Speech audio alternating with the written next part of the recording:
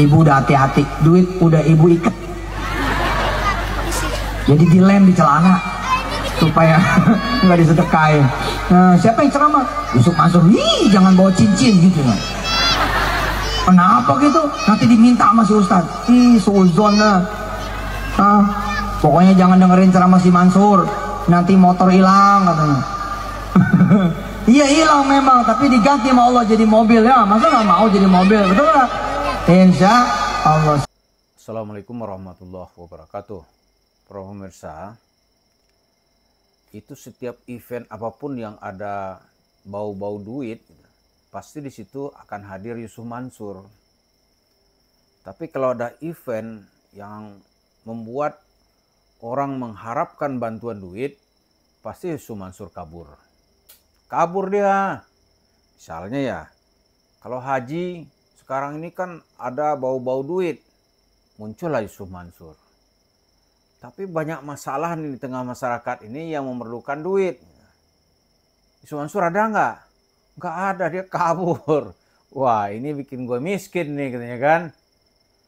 Lalu bagaimana cerita Yusuf Mansur yang cerita-cerita sedekah, membantu orang, itu digunakan untuk membantu dirinya. Kalau bantu orang dia nggak semangat itu. Nggak semangat dia, lari dia itu. Jadi kalau katanya mengasih makan 14.000 orang, itu cerita orang kena inilah ya, kena narsis personality disorder, NPD. Jadi otaknya kemana mikir, mulutnya kemana ucap. Jadi lidah dengan otak tuh nggak connect. Ya salah aja dia. Begitu dihadapkan kepada realita, baru dia bikin nanti langkah 13 atau langkah 1000 gitu. Kabur dia menghilang gitu. Jadi di pikiran Yusuf Mansur itu yang ada adalah, ya di pikiran itu adalah bagaimana ngadalin duit masyarakat. Baik itu nanti jemaah masjid, yang ngadalin itu dari kadal ya, biar kita nggak salah paham. Karena dalam bahasa kita kan nyampur-nyampur. Misalnya ada kadal, ada kura-kura, ada buaya. Orang saya buaya darat gitu kan. Ada juga ungkapan buaya dikadalin. Itu kalimat-kalimat yang biasa dipakai di tengah masyarakat. Maka gue lu kadalin, jadi gue ditipu gitu. Itu bahasa-bahasa yang sangat verbal, yang tidak perlu diartikan gitu.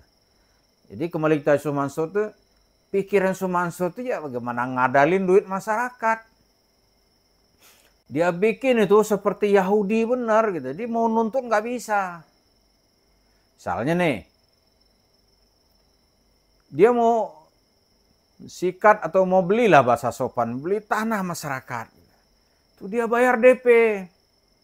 Begitu bayar DP ya pandailah dia tuh berdiplomasi ganti nama dulu gitu. Begitu sertifikatnya sudah ganti nama, dia nggak bayar lagi. Oh, ribut tuh di mana-mana itu. Ribut. Para pemilik bilang, lu belum bayar gitu. Yusuf Mansur nggak kalah ganas suaranya. Itu kan atas nama gua, lihat sertifikatnya gitu. Itu kalau kita bandingin ya dengan cerita orang-orang Yahudi di Israel sana itu, sama itu. Dia orang-orang Palestina kan kasihan ini orang miskin dari Eropa yang sedang selamat dari Holocaust. Jadi bantai ini. Ya tanah itu dia beli, tapi belinya nggak beres gitu. Setelah itu ya datang tim bulldozer, ya kan? Ini punya kami dulu. Oh nggak ada, ini sertifikat punya kami gitu. Akhirnya Yusuf Mansur itu seperti itu. Jadi di mana dia muncul, Yusuf Mansur ini nggak usah panjang-panjang referensinya. Lihat aja ke mana Yahudi muncul. Di mana Yahudi muncul, pasti menimbulkan masalah. Nah sama Yusuf Mansur, di mana dia muncul, pasti ada masalah. Dan yang dia bela itu adalah orang-orang yang bermasalah.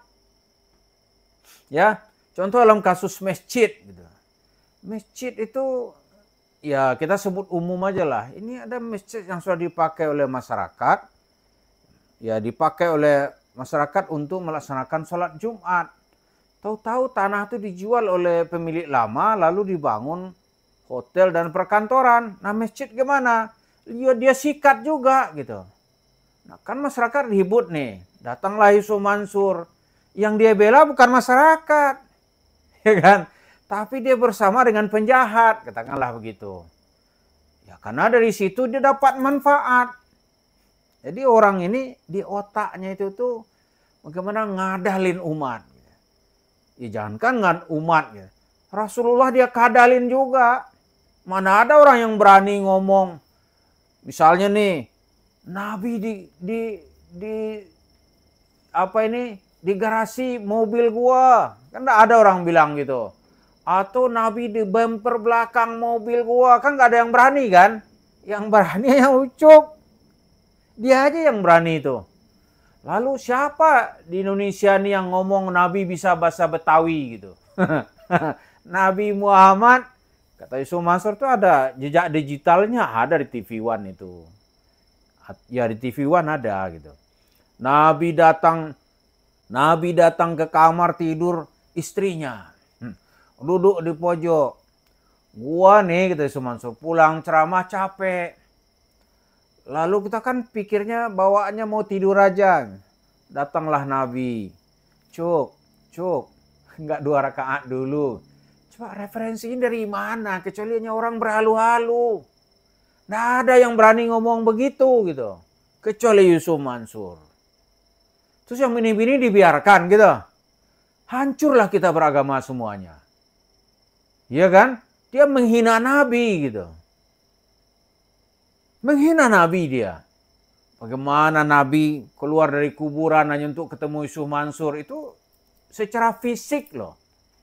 Dalam bahasa Arab itu iaqzatan. Nabi datang itu kan.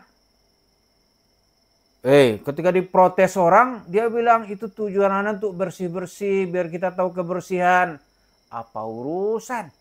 Kebersihan itu peraturan. Ya kan, misalnya dilarang buang sampah sembarangan, itu peraturan di negara yang hidup dalam keadaan manusia bermartabat. Terus Nabi bonceng masuk ke bumper mobilnya di belakang gitu. Ada Nabi gitu. Sinting orang disuruh beragama gitu. Jadi yang kita lihat kalau kita tujuannya kayak tadi itu bagaimana ngadalin duit, ya kan? Duit masyarakat. Dulu masyarakatnya masih mau aja. Tapi begitu informasi terbuka, orang nggak mau lagi. Siapa yang mau dikadalin terus-menerus gitu. Masjid mana yang mau dikadalin? Jadi itulah cerita Yusuf Mansur itu. Dia pikirnya ya singkat aja bagaimana nyikat duit. Lalu duit itu kalau dia dapat nanti dia nggak gunakan untuk kemaslahatan masyarakat, nggak ada urusan lo mati aja lo gitu aja dia. Duit itu nanti akan dia belikan tanah. Di atas tanah dicari tanah-tanah strategis, dia bangun itu usaha warung steak and shake. Jadi dia kadalin Rasulullah, mungkin juga dia kadalin Tuhan gitu. Dia kadalin masyarakat. Yang penting nanti warung steak and shake-nya nambah terus. Lalu di belakangnya itu ada second line-nya itu, second line Yusuf Mansur itu kita sebut dengan para korun. Ya, korun lah yang meridai tindakan Fir'aun untuk melakukan kezaliman. Jadi itu yang dilakukan Yusuf Mansur, yang dia pikirkan itu bagaimana ngadalin duit masyarakat. Nah sekarang ada haji, dia pingin haji. Ada koperasi merah putih yang mau digagas oleh pemerintah. Yang jumlahnya 80.000 cabang koperasi merah putih. Setiap koperasi akan dikasih dana sekitar 5 miliar. Ya kan, berarti 240 triliun duit negara gitu. Yusuf Mansur ngiler dilihat nih, waduh ini enak benar jadi santapan sedekah gitu. Maka dia populerkan juga. Dia punya koperasi Kopindo gitu. Koperasi Indonesia berjamaah, jamaahnya mana? Terus mana koperasi yang punya izin? Ya kita mengungkap ini sering-sering kadang pemerintah itu dia kalap juga, apa aja dipilih gitu. Yang penting ada nama, gitu. Kan gitu kan? Nggak peduli juga kadang-kadang. Karena itu kita perlu memberikan masukan. Ini berbahaya, ya nggak akan ada dana yang kembali. Saya 5 miliar nih.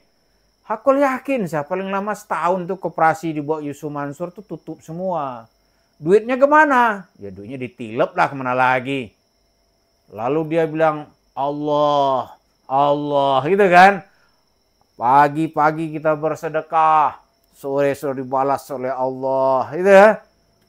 Pagi-pagi kita bangun koperasi, 2 minggu kemudian sudah dapat duit ratusan miliar. Enak kan? Penuhilah urusan Allah, begitu bahasanya berdiplomatis.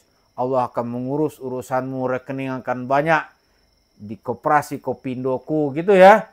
Lalu Yusuf Mansur kaya berpesta pora dengan warung-warungnya yang bertebaran di sepanjang Pulau Jawa, Sumatera, Kalimantan, mungkin juga di daerah Sulawesi. Mari kita hati-hati terhadap orang-orang yang mencari kesempatan untuk mengadali duit masyarakat, duit negara untuk kepentingan pribadi dan keluarganya. Terima kasih. Assalamualaikum warahmatullahi wabarakatuh.